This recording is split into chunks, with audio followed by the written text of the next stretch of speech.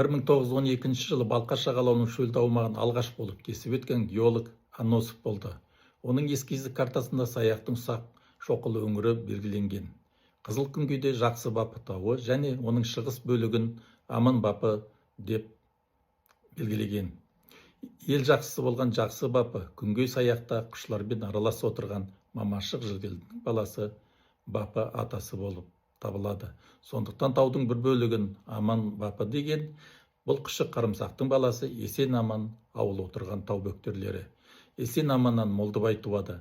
Саяқ бір немесе Молдыбай кен орны Саяқтағы ең ірі кен орындары болып табылады.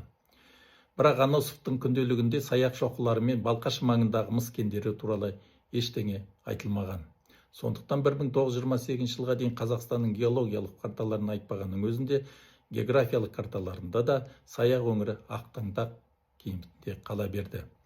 1930 жылдың жазындағы Наковниктің геологиялық тобының да басты мақсаты шөлдегі сағымдай бұлдырап табылмайтындай болып көрінген ежелгі Саяқ кенішін табу болды.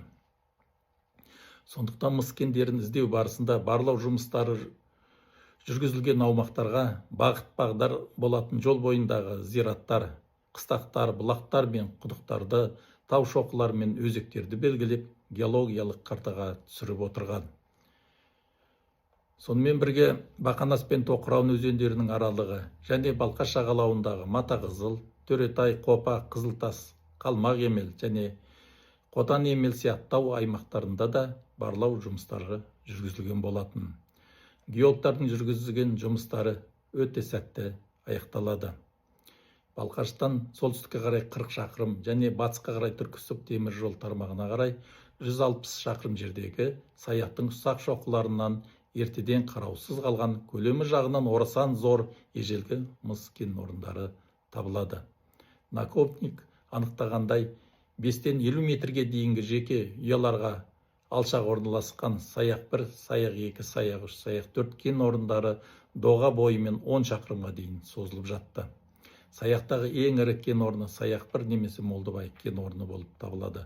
Мұндағы Молдыбай Құшшы, Құшшыдан Қарымсақ, Меңдібай жоба туады. Қарымсақтан Жиенбай, Өтес, Тоғас, Есен Аман, Есен Аманнан Молдыбай туады.